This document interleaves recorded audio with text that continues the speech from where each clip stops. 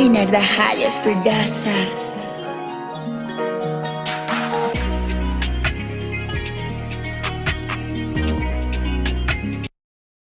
Messieurs les membres du comité de gestion, mesdames et messieurs les professeurs et chers collègues, mesdames et messieurs les chefs de travaux et les assistants, mesdames et messieurs les administratifs, les techniciens et les ouvriers de notre université, mesdames et messieurs les invités, mesdames et messieurs les étudiants.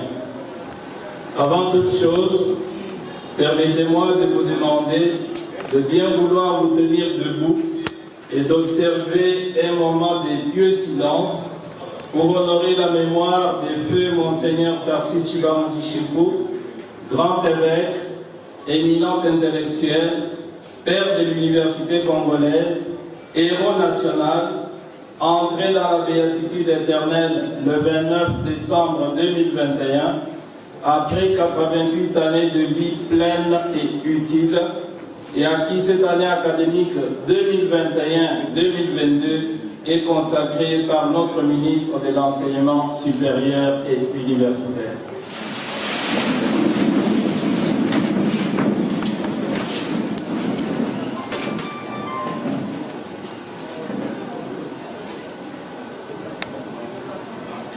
Je vous remercie. Mesdames et messieurs, au début de cette année civile 2022, je formule mes vœux les meilleurs pour vous tous et pour tous ceux qui vous sont chers, afin que soient couronnés de succès vos projets de vie. Je souhaite aussi à notre communauté universitaire une heureuse et fructueuse année académique 2021-2022 qui s'est ouverte officiellement le mercredi 5 janvier 2022 et que nous espérons clôturer les jeudis 7 octobre 2022 avec la grâce de Dieu, mais aussi l'engagement responsable de chacun. Face à la pandémie de Covid-19 qui a marqué et perturbé les 2 années académiques précédentes, je souhaite que la nouvelle année soit dans notre université un temps de consolidation de la culture de santé, d'hygiène, de prévention et de responsabilité.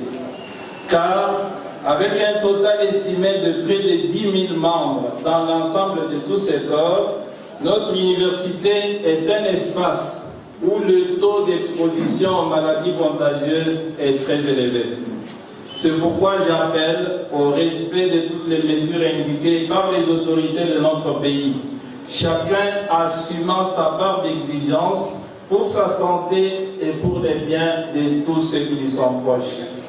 N'oublions jamais que l'homme est un géant au corps très fragile, la santé étant le trésor sans lequel il ne peut ni parvenir à l'épanouissement personnel, ni réaliser de brillantes études universitaires, ni conduire à sa plénitude sa carrière professionnelle, ni mener une vie sociale heureuse et féconde.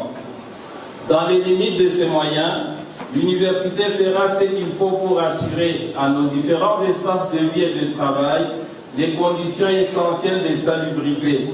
Et elle souhaite que chacun de nous en fasse autant, par amour de sa propre vie et par respect pour la vie des autres. Puissent les dieux de nos ancêtres nous accompagner pendant cette nouvelle année, afin que chacun en tout soit une joie et une bénédiction pour notre université officielle de Mbuji-Mayi. Mesdames et messieurs, au seuil de cette nouvelle année académique, j'ai un seul projet à proposer à notre communauté. Faire de l'université officielle de Mbuji-Mayi une véritable université. En effet, une lecture même superficielle, entre autres, de l'évaluation que nous avons faite de notre université entre le 6 et le 9 juillet 2021 impose à toute conscience honnête cette douloureuse évidence. Avec Paris, Louvain, Salamanque, Bologne, Navarre, Cambridge, Moscou, Harvard, Toronto, Melbourne, Cape Town, Sao Paulo, Tokyo, Bombay, Pékin, Jérusalem, Dakar, Le Caire et bien d'autres, nous portons l'historique et glorieux titre d'université. Mais nous devons avoir la sincérité de reconnaître que dans notre cas, ce titre est un pseudonyme. Car, comme dans l'ensemble du secteur congolais de l'enseignement supérieur et universitaire, la réalité de l'université officielle de Mbuji-Mayi ne correspond pas totalement à la nature d'une université et aux exigences de sa mission scientifique, enseignante et sociale. Certes, nous avons des professeurs, des chefs de travaux et des assistants très brillants, mais nous travaillons encore en ordre dispersé. Nous ne donnons pas tout ce que nous pouvons et nous sommes dépourvus de plans ainsi que de moyens pour mener des recherches scientifiques pertinentes. Notre université est la plus grande de toute notre région par le nombre et les origines de ses étudiants, par la diversité de ses facultés et de leurs filières, et par son troisième cycle et ses filières de doctorat. Mais notre enseignement est gangréné, entre autres, par l'insuffisance et le vieillissement de notre corps académique, par la fraude et l'amateurisme de certains de nos enseignants, par l'indiscipline, la paresse et la violence de certains de nos étudiants, par la corruption et la mercantilisation de la réussite aux épreuves d'évaluation, ainsi que par le manque de bibliothèques, de laboratoires et d'autres infrastructures d'apprentissage. Pour plusieurs raisons, notre université est très visible dans notre société. Mais cette visibilité est encore entachée par notre manque d'initiative et de contributions scientifiques face aux problèmes que soulève l'univers, par notre distraction ou notre absence de débats sociaux qui comptent, par les défaillances professionnelles d'une bonne partie de la main-d'œuvre que nous fournissons à la société et par les diverses violences sociales que nous produisons, notre communauté figurant parmi les zones rouges de la ville de Mbuji-Mayi. Mesdames et messieurs, eu égard à cette situation, faire de l'université officielle de Mbuji-Mayi une véritable université est une tâche titanesque, coûteuse en compétences humaines et en ressources matérielles. Née dans des circonstances historiques défavorables, notre université ne dispose pas de tous les moyens nécessaires pour relever à court terme ce grand défi. Mais je suis convaincu que, dans les limites de ses potentialités, elle peut néanmoins entreprendre un travail de reconstruction interne qui l'engage résolument dans la culture universitaire, avec l'ambition de léguer aux générations à venir un héritage sur lequel poursuivre et consolider l'œuvre des pionniers. Cette culture consiste entre autres en la planification, la rigueur et l'honnêteté dans la gestion des hommes et du patrimoine, la constance, la compétition et la fécondité dans la recherche scientifique, la discipline, l'assiduité et la compétence dans l'enseignement, la responsabilité, l'éthique et l'exemplarité dans la cité. En d'autres termes, il n'y a pas de véritable université là où il manque un leadership visionnaire et compétent qui, à tous les échelons de la gestion, s'efforce d'ordonner et de conformer son fonctionnement à l'idéal incarné par les grandes universités avec les instruments et les techniques modernes de travail. Il n'y a pas non plus de véritable université. Là où, par pauvreté, distraction, paresse ou ménopause intellectuelle, les chercheurs ne sont engagés dans aucun des travaux qui font avancer les domaines de leur spécialisation et répondre aux questions de leur société. Il n'y a surtout pas de véritable université. Là où, étrangers à la spiritualité du travail bien fait, les étudiants ont perdu le sens de leur statut, de leurs devoirs et de leurs droits, et ça donne plutôt à la violence, à la tricherie, à la corruption et au trafic d'influence pour avancer et décrocher les titres académiques. En effet, Comme je l'ai souligné dans mon discours inaugural du 17 juillet 2021, une véritable université est une république des chercheurs et des serviteurs de la vérité, c'est-à-dire un sanctuaire de la rationalité et de la moralité. Une communauté qui, dans toutes ses dimensions, est régie par les principes supérieurs d'une raison en tout soumise à la vérité, à la beauté, à la justice et à la bonté. Mesdames et messieurs, pour entrer dans cette culture universitaire et ainsi être à la hauteur du rêve de toutes les personnes qui, à divers titres, ont créé et construit l'université officielle de Mbuji-Mayi, le recteur et les membres de son comité de gestion sont conscients que le chemin à parcourir est long et difficile, d'autant plus qu'il comporte des défis supérieurs à leur bonne volonté ainsi qu'aux ressources et au temps de leur mandat. C'est pourquoi l'un de prétendre achever toute l'œuvre.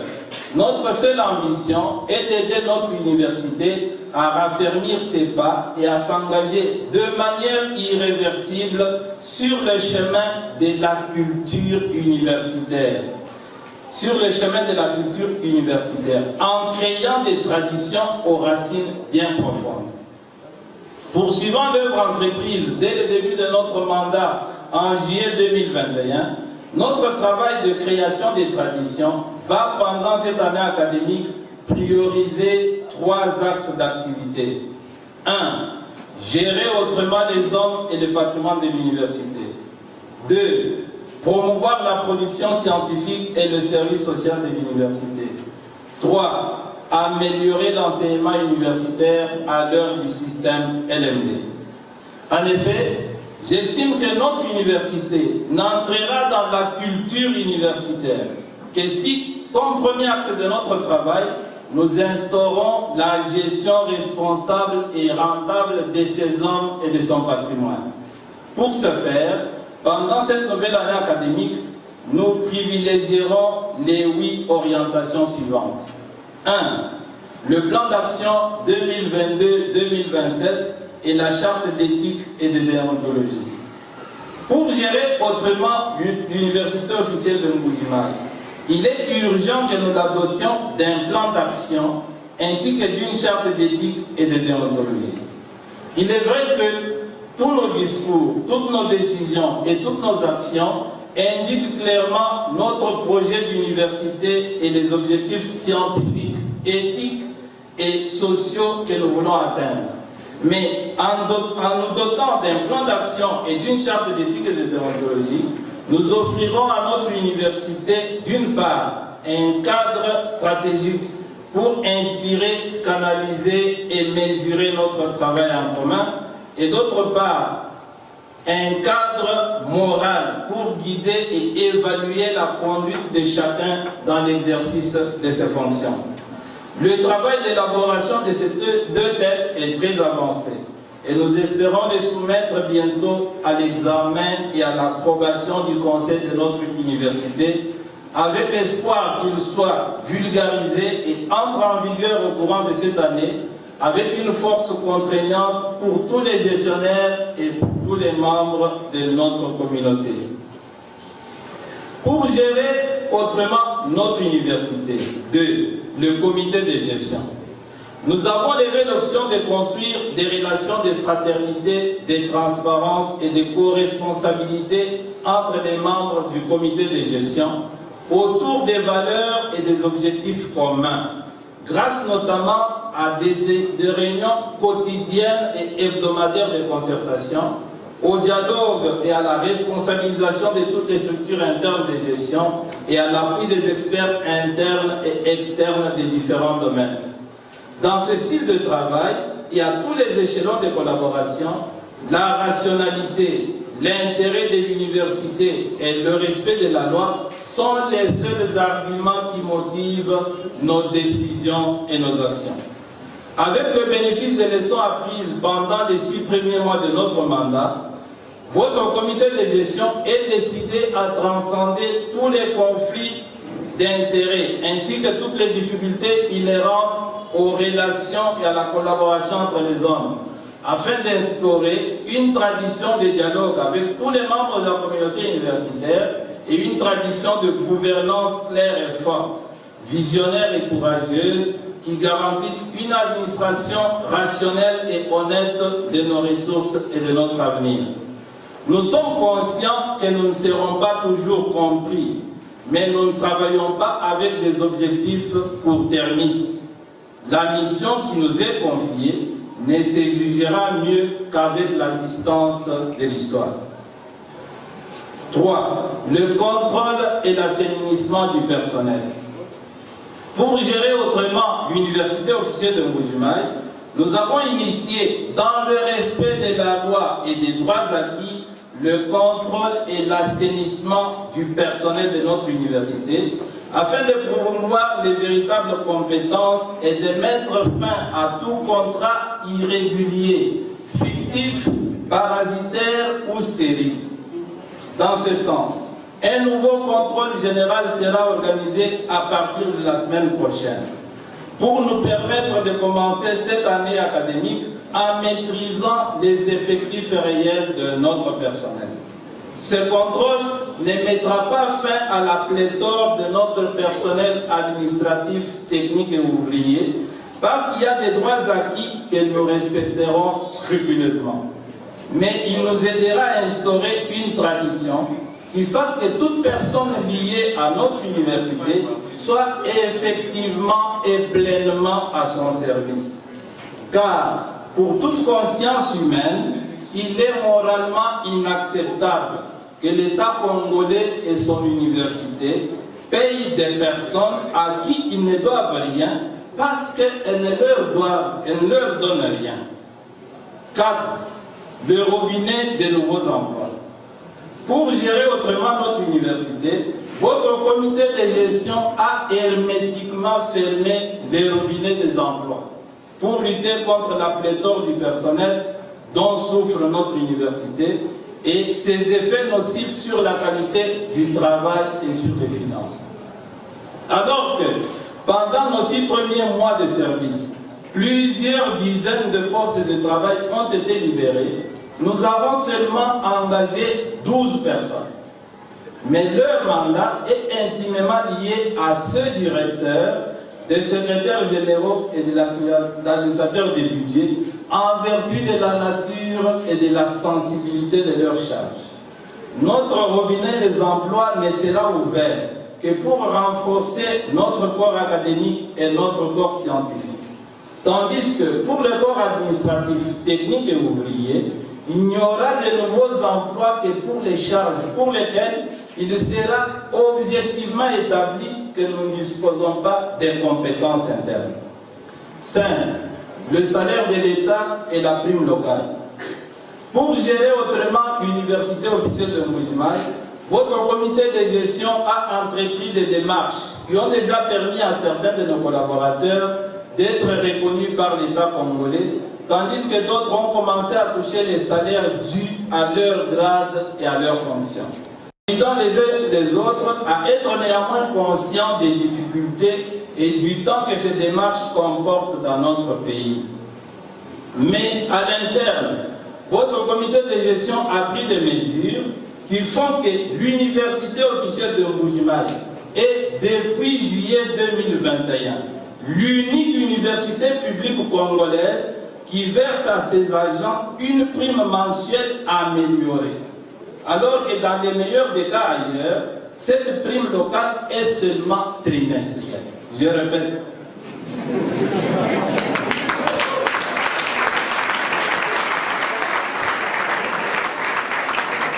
L'université officielle de Mbuji-Mayi est depuis juillet 2021 l'unique université publique congolaise qui verse à ses agents une prime mensuelle améliorée.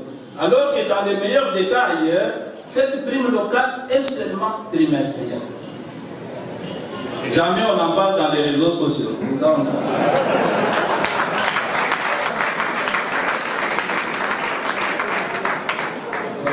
Le comité de gestion est décidé à poursuivre sur cette lancée. Mais le paiement de cette prime sera désormais fonction de la satisfaction à 5 critères, chacun équivalent à 20% de la totalité de la somme attribuée. Il s'agit de la ponctualité au travail. Vous n'êtes pas ponctuel, vous perdez 20%.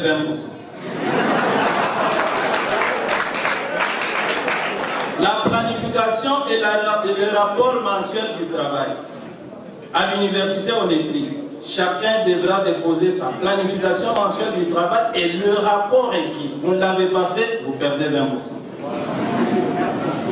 La compétence et l'innovation au travail, 20%. La protection du patrimoine confié, les chaises qui disparaissent, vous perdez tous les gars, vous perdez 20%. Et puis, la qualité des relations avec ses proches collaborateurs ou ses collègues. Vous êtes conflictuel, vous perdez 20%. Donc, c'est une prime d'encouragement. Ce n'est pas un droit, c'est une prime d'encouragement et ça va se gagner au point.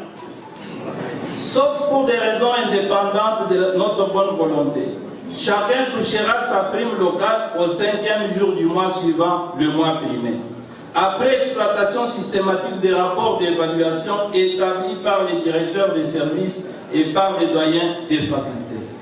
Votre comité de gestion ne tolérera aucune complaisance parce que le travail de chaque évaluateur sera soumis à l'examen et à la sanction positive ou négative de la hiérarchie.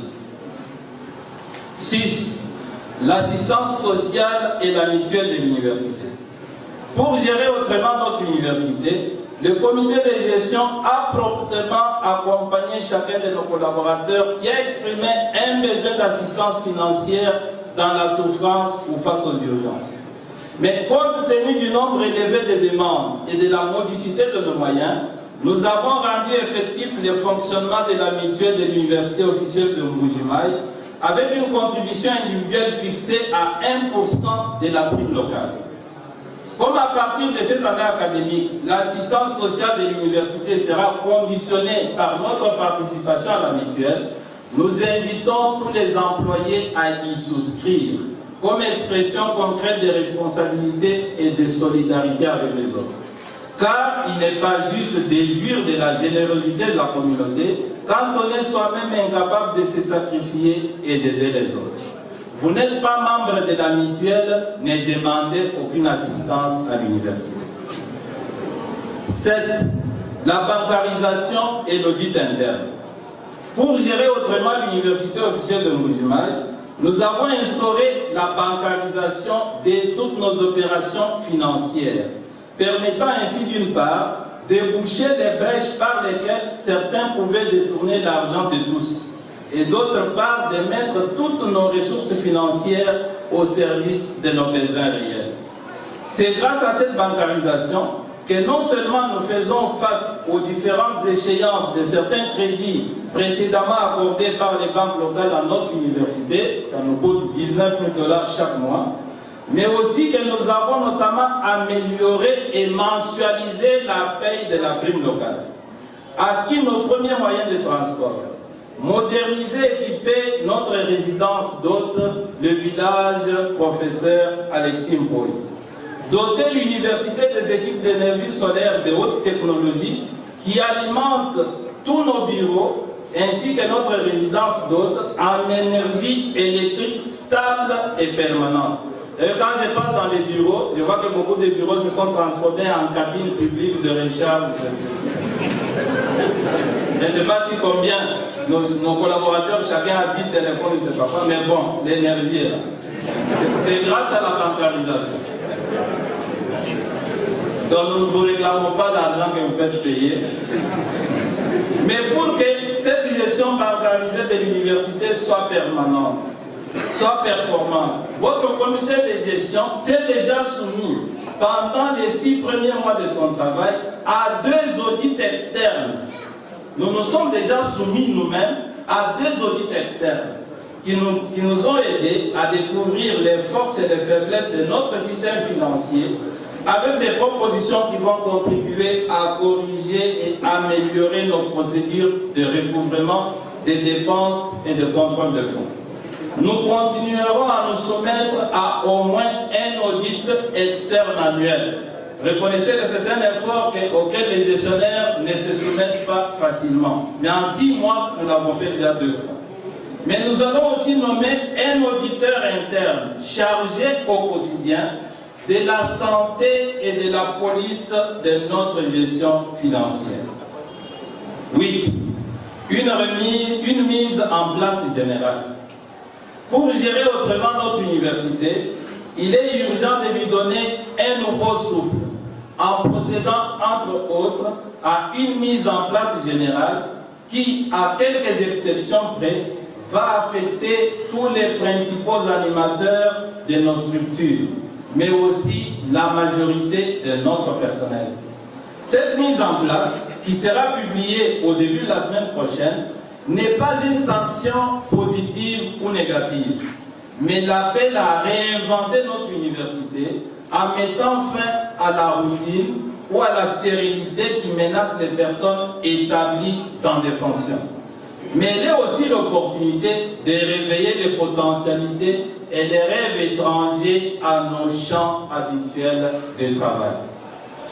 Mesdames et messieurs, outre ce premier axe, l'axe de la gestion, nous ferons de l'université officielle de Mbuji-Mayi une véritable université si, comme deuxième axe de notre travail, nous parvenons à la transformer en grand laboratoire des sciences au service de l'intelligence du monde, du bonheur de l'homme et du développement intégral. Les vraies universités ne sont pas des auditoires dans lesquels les enseignants sont des simples répétiteurs spécialisés dans la transmission correcte des découvertes scientifiques des autres, mais des maîtres de la recherche pointue dans les domaines de leur spécialisation. Il est vrai que, pour plusieurs raisons, l'État congolais n'accorde pas à nos universités l'appui financier et politique dont les États puissants tirent le rayonnement et la prospérité de leur nation.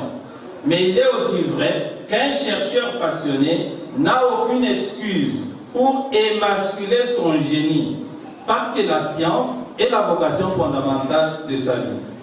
Un professeur d'université, un chef de travaux ou un assistant dont la production scientifique ne va pas au-delà des textes écrits pour gagner des grades d'officiel dans la hiérarchie académique, ainsi que des notes de cours pour les étudiants, est un imposteur à qui il faut retirer la puissance d'exercer notre noble métier.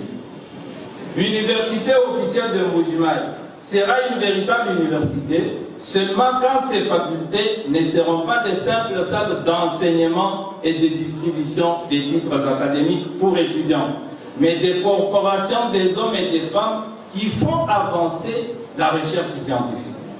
Pour ce faire, en attendant que le ministère des tutelles réponde favorablement à notre demande d'un secrétaire général chargé de la recherche scientifique, comme c'est déjà le cas dans plusieurs autres universités et instituts supérieurs de notre pays, nous suivrons les 4 orientations suivantes. 1. Les journées scientifiques et le colloque interdisciplinaire. Dans l'esprit du calendrier académique 2021-2022, nous voulons que notre université institue une tradition solide des tenues annuelles des journées scientifiques et des colloques interdisciplinaires. Si certaines facultés et certaines associations universitaires ont l'habitude d'en organiser, il est souhaitable que ces activités ne soient plus facultatives. C'est pourquoi, cette année, le calendrier académique prévoit des dates officielles pour la publication des arguments et pour la tenue de nos journées scientifiques et de notre colloque. Exclusivement consacré au tout premier colloque de l'histoire de cette université, la semaine du 11 au 16 juillet sera une période sans enseignement afin de favoriser la participation de tous à une activité qui permettra à nos chercheurs d'aborder ensemble des questions diverses à partir de la pluralité et des différences de leurs approches de la réalité, qui contribuera à éveiller nos étudiants à la recherche scientifique et qui aidera notre société à vivre à la lumière de l'université. Les actes de nos journées scientifiques et de nos colloques seront publiés. 2. Les chaires de recherche et d'enseignement. Pour promouvoir la recherche scientifique, nous demandons aux doyens de nous soumettre, avant la fin du mois de février 2022, une proposition de constitution des chaires de recherche et d'enseignement intégrant des professeurs, des chefs de travaux et des assistants selon leur domaine de spécialisation. Au début de chaque année académique, chacune de ces chaires devra présenter au moins un projet de recherche, lequel devra être approuvé par le conseil des facultés après une défense publique et contradictoire.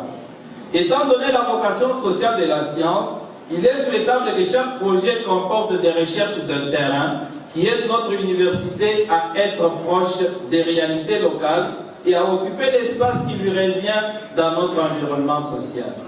Tout projet approuvé sera pris en charge par notre université dans les limites de ses moyens, mais il pourrait aussi être soumis pour financement au ministère national de la recherche scientifique et à d'autres organismes qui financent la recherche.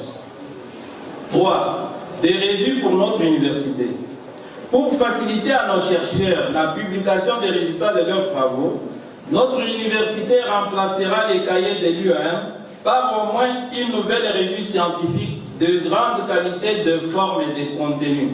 Et en attendant de réunir le moyen pour se doter d'une maison d'édition, elle financera aussi la publication des ouvrages novateurs.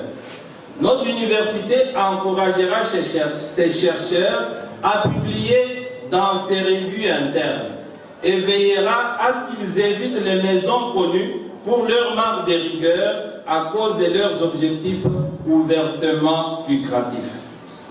4. La collaboration avec d'autres communautés de chercheurs.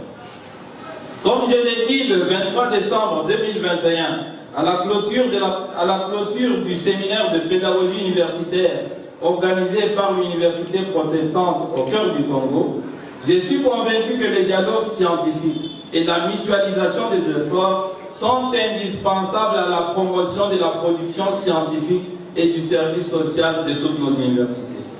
En effet, consacrés à l'investigation, à l'enseignement et à la promotion intégrale de la condition humaine, nos universités ne peuvent pas avancer si elles sont incapables de construire des ponts de collaboration entre elles. Au lieu de bâtir nos relations sur le nomadisme académique et administratif de nos professeurs, dans un contexte de carence de la main-d'œuvre spécialisée, ou de s'installer dans des rivalités pour fidéliser la clientèle estudiantine, nos universités gagneront dans une ouverture qui permette de consolider la recherche scientifique. Certes, la rivalité est indispensable à la vitalité des universités et à la fécondité de la recherche, mais elle devient nocive quand, surtout à la faveur des réseaux sociaux, elle n'est pas un concours pour promouvoir la science et l'excellence, mais un concert où des manipulateurs alimentent la haine et la médiocrité.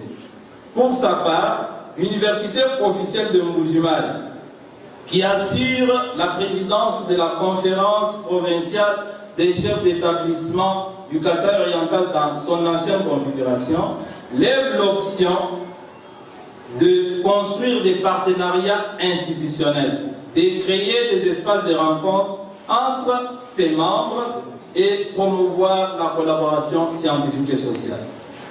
Mesdames et messieurs, pour faire de notre université une véritable université, le troisième et dernier axe de notre travail pendant cette nouvelle année académique sera l'amélioration de notre enseignement, surtout en cette heure de passage au système LMD. En effet, l'enseignement supérieur universitaire n'évoque que dans la mesure où, au bout du processus, il s'impose comme un moule qui permet à l'étudiant de se forger une conscience droite, une intelligence profonde et une véritable aptitude au travail spécialisé. Une université qui, pour plusieurs raisons, ne parvient pas à donner à la société des hommes et des femmes capables de répondre éthiquement, scientifiquement et professionnellement de leur formation, est à la fois un terrible réquisitoire contre elle-même et un grave problème pour la société. Par contre, une université qui prend au sérieux sa mission enseignante contribue à l'épanouissement des individus et au progrès social. Parce qu'elle est comme une mère qui met au monde des hommes et des femmes capables d'aider l'humanité à s'élever dans les hauteurs. C'est une tâche à laquelle doit s'astreindre l'université, d'autant plus qu'elle est appelée à être un espace d'enrichissement et de fécondité de la tradition scientifique. Pour ce faire, face aux tares congolaises de l'enseignement dans notre université, nous avons adopté les 5 orientations suivantes. 1. Donner les cours aux professeurs et les bourses au personnel scientifique. Comme l'université est un lieu de recherche et d'études spécialisées, il va de soi que l'enseignement ne puisse y être dispensé que par des spécialistes. Aussi, à partir de cette année académique 2021-2022, les cours à l'université officielle de Mbuji-Mayi seront-ils exclusivement assurés par les professeurs?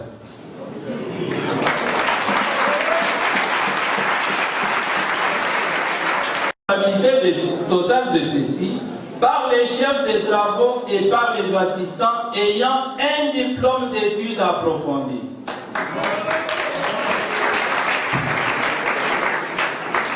Parce qu'ils sont justement spécialisés. Les chefs de travaux et les assistants sans spécialisation auront toujours la place qui leur est dévolue par l'autorité des tutelles. Mais notre université leur accorde un délai de 3 mois pour déposer les preuves de leur inscription aux études de 3e cycle.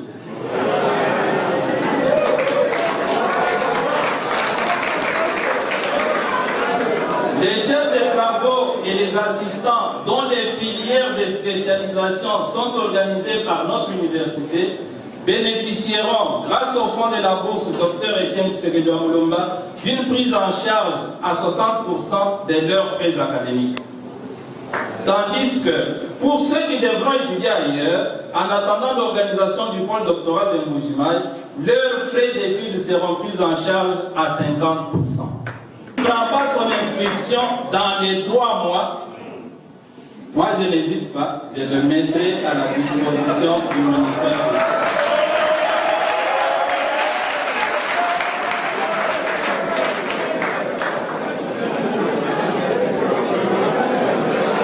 Nous n'avons donc pas besoin de chefs de travaux ni d'assistants à vie.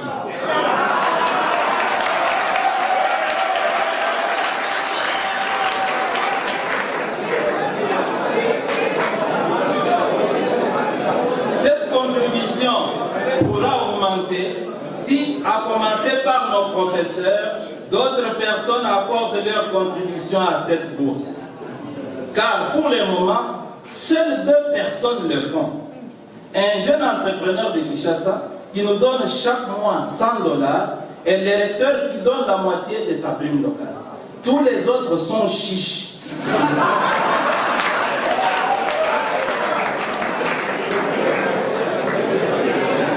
Sensibiliser les professeurs, un prof peut donner $5 par mois. Mais je ne comprends pas comment dans une communauté, les gens sont incapables de mettre la main dans la poche pour que nous ayons des professeurs. Donc je demande aux professeurs de prendre l'engagement de nous donner au moins $5 pour aider nos frères assistants et chefs de travaux à devenir aussi professeurs.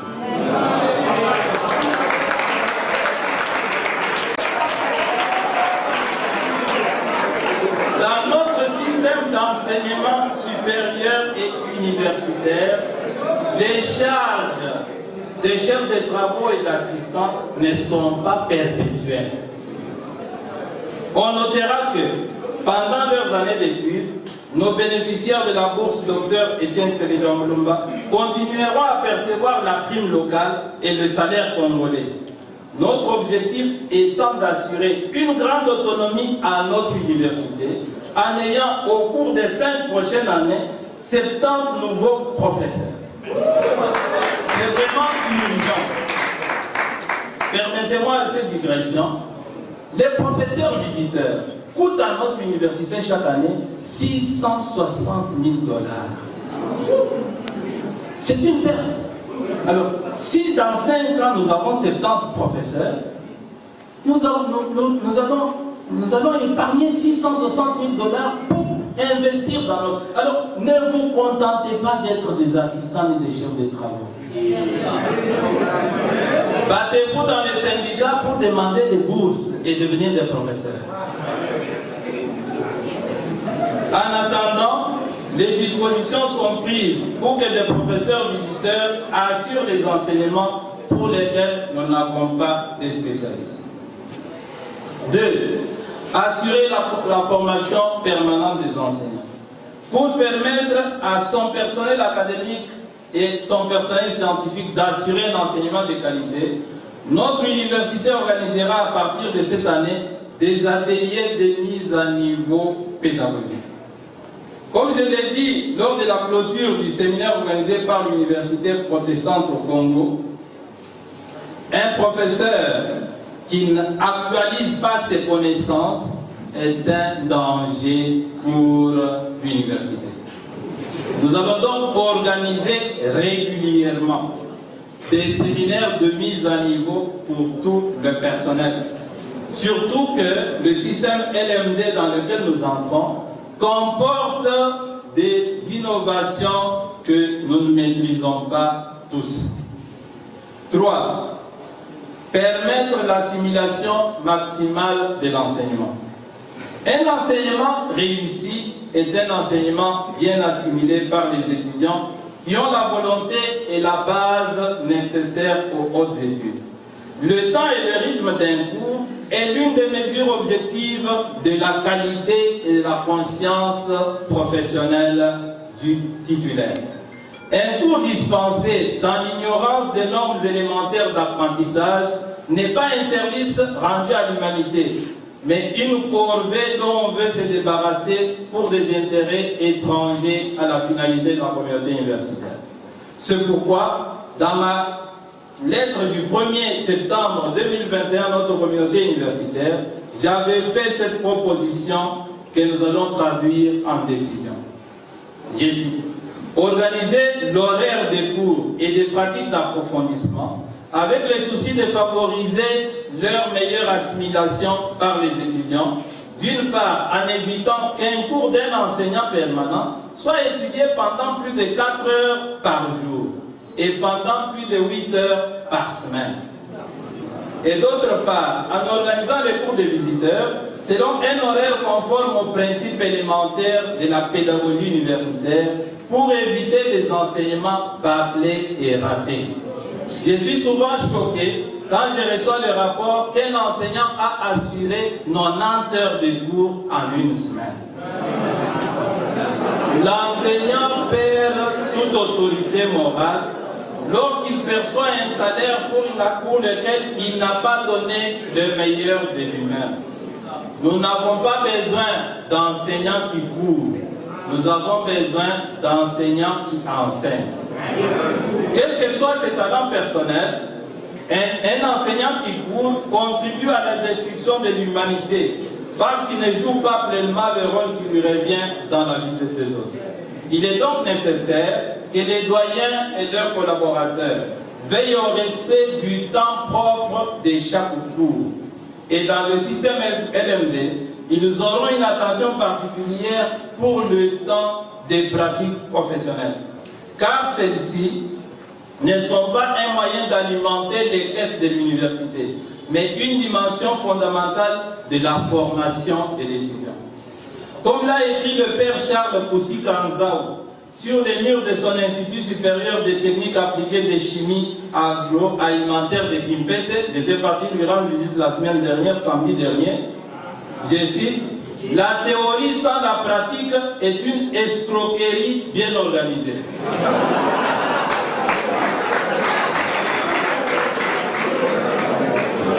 Le père lui-même viendra nous rendre visite ici.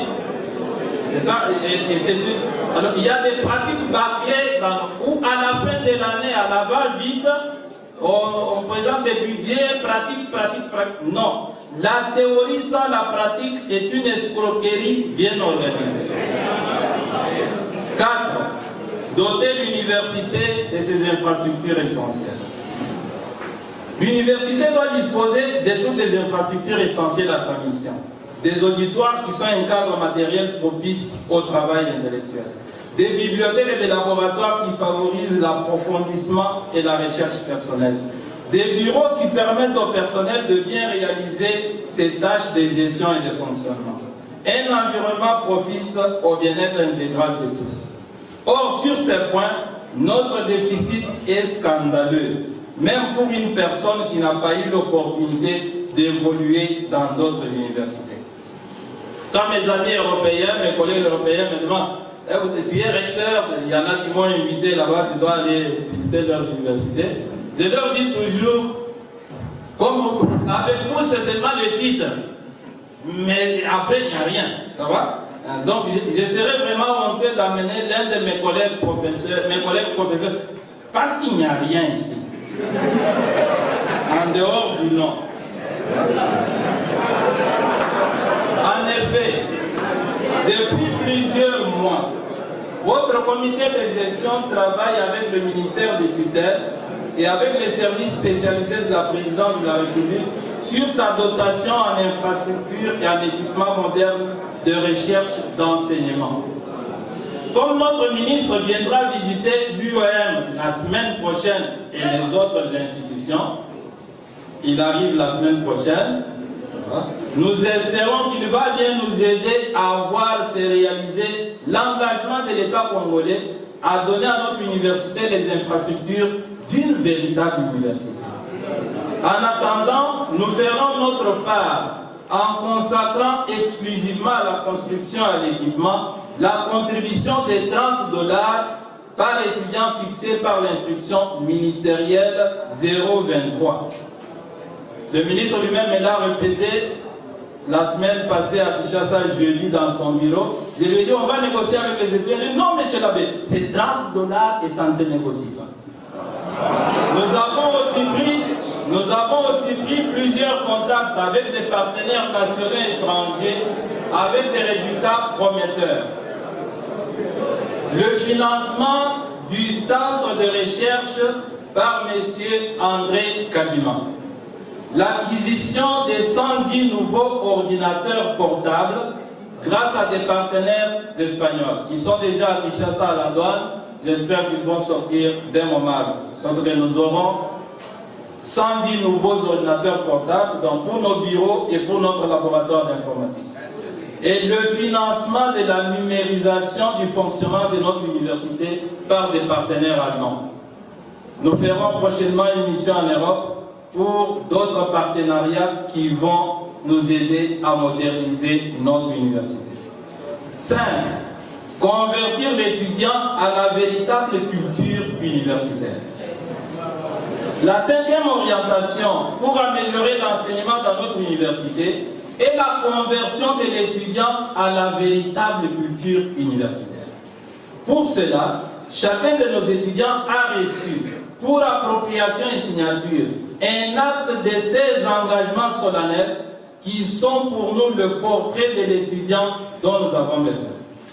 En effet, sans tomber dans les généralisations abusives, il n'est pas exagéré d'affirmer que le portrait moyen de l'étudiant congolais est celui d'une personne insuffisamment consciente de son identité, de ses droits et de ses devoirs.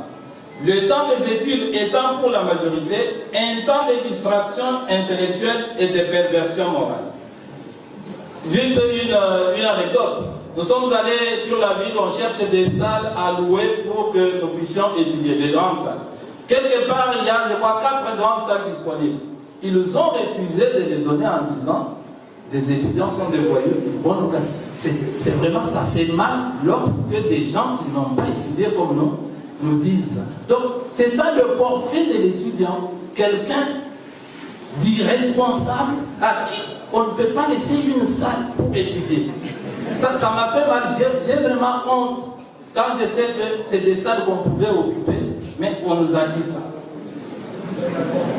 Sous le mandat, l'étudiant moyen est une personne qui gaspille l'argent de sa famille ainsi que des années de sa vie à conquérir un diplôme, des études pour lesquelles il n'a aucun dévouement, Parce qu'il est convaincu qu'il ne faut pas nécessairement être honnête pour réussir dans la vie, mais qu'avec la corruption et la violence, il peut atteindre tous ses objectifs. Sous le mandat de votre comité de gestion, l'université officielle de Mbuji-Mayi ne sera jamais une caverne d'hommes et de femmes sans loi, mais une institution dans laquelle devra régner, avec le concours de tous, la discipline essentielle à son bon fonctionnement. Car, ainsi que je l'ai soutenu dans un autre texte, une nation analphabète n'est pas nécessairement celle dans laquelle l'on ne sait ni lire ni écrire. Parce que le pire des analphabétismes est celui qui se dispense dans des écoles et des universités convertis en sanctuaires et en vecteurs de la médiocrité et des antivaleurs. Car l'étudiant en sort avec un cœur taillé, une conscience élevée et un cerveau façonné, non pas pour chercher et servir la vérité et l'humanité, mais pour se rechercher soi-même et servir ses propres intérêts, quoi qu'il en coûte aux autres. Madame la gouverneure, Mesdames et Messieurs les autorités provinciales, urbaines, militaires et policières, Messieurs les membres du comité de gestion, Mesdames et Messieurs les professeurs et chers collègues, Mesdames et Messieurs les chefs de travaux et les assistants, Mesdames et Messieurs les administratifs, les techniciens et les ouvriers, Mesdames et Messieurs les invités, Mesdames et Messieurs les étudiants. Pour résumer ce long discours d'ouverture, je dirais que si nous voulons faire de l'université officielle de Mbuji-Mayi une véritable université, soyons chacun à son poste des imitateurs de Monseigneur Tarcisse Tshibamou Tshishima. Parce qu'il est, à mon sens, un modèle réussi de l'universitaire congolais. En effet, jusqu'à sa mort, Tarcisse Tshibamou Tshishima était un universitaire actif et dévoué, la conscience critique de l'université congolaise. L'homme qui s'est battu pour que notre État et notre nation lui redonnent tous ses titres de noblesse et en fasse les moteurs de sa prospérité interne et de son rayonnement extérieur. Pour avoir eu la bénédiction d'être l'un de ses proches collaborateurs pendant les 28 dernières années, je ne suis pas son neveu, j'ai vu des gens qui m'injuriaient là-bas, les derniers assistants. Ils disaient c'est son neveu, son oncle. Non, je ne suis pas son neveu. Il y en a même qui m'injuriaient en injuriant Monseigneur Tshibamou. Donc pour